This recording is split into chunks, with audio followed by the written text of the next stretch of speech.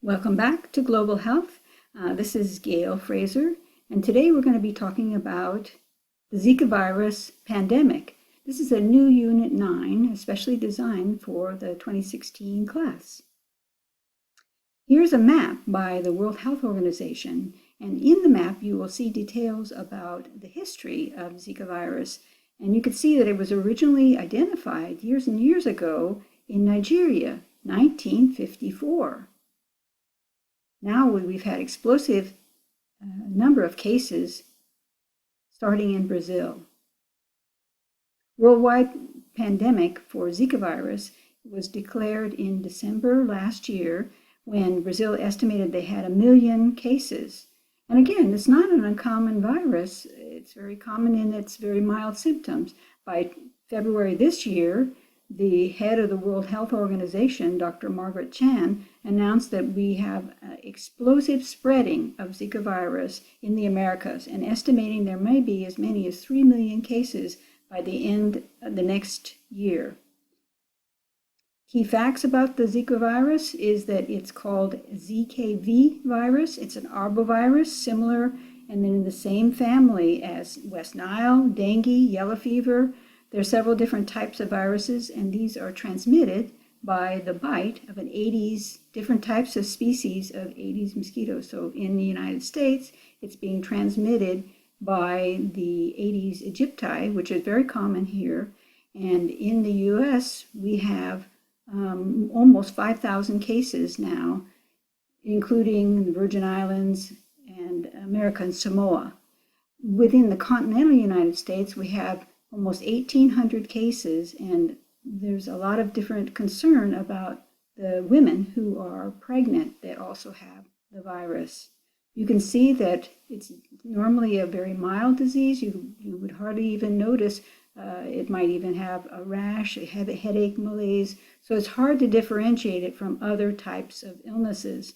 The key factor is that they've seen enough cases now that they are saying that it's associated and linked with microcephaly, which is for pregnant women, the baby, unborn child will be affected by the virus and potentially have underdeveloped brain, and therefore it'll be smaller, their head will be smaller.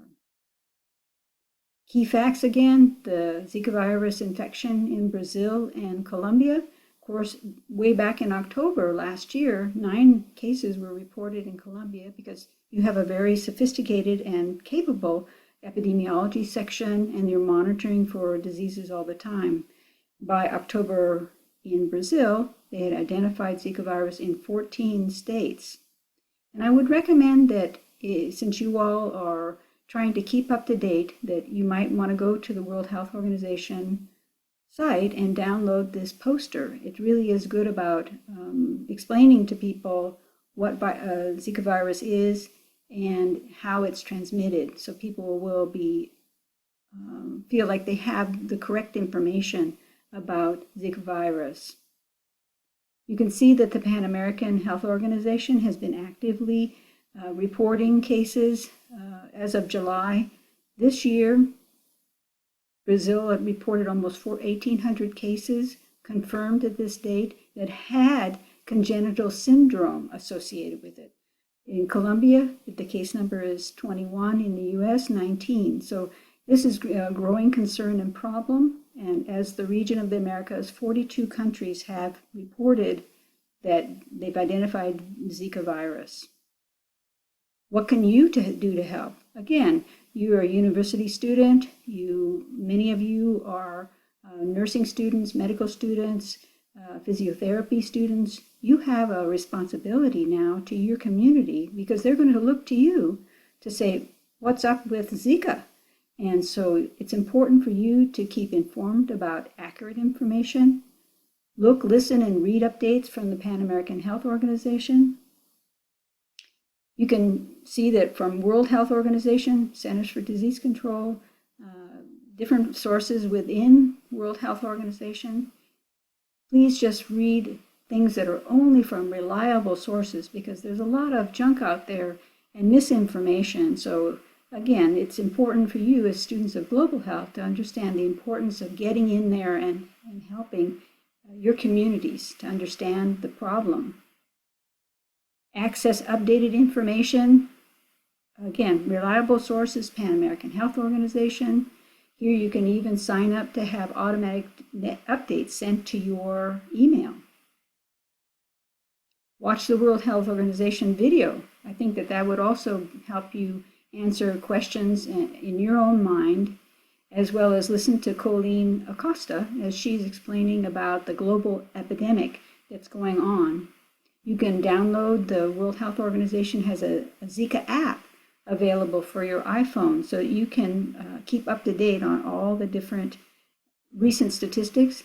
But do watch the YouTube video of World Health Organization by Colleen Acosta as part of the Learning Unit 9. Our discussion forum, we're going to be looking at the devastating Zika virus explained. There's a YouTube video.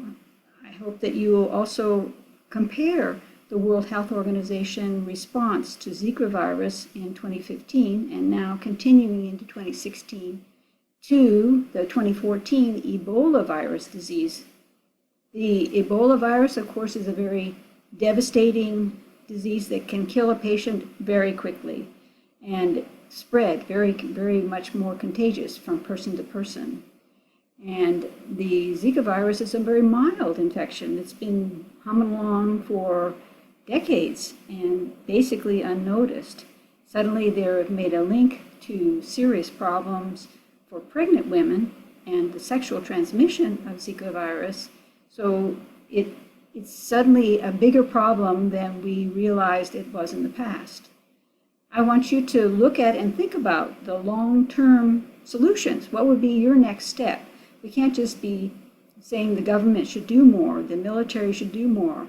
You have to really think about the strategy long-term to try to really control this virus by controlling the vector and keeping people informed about the fact that the Aedes mosquito is a day-biting mosquito, so that bed nets won't be as easy a solution as it would be for malaria.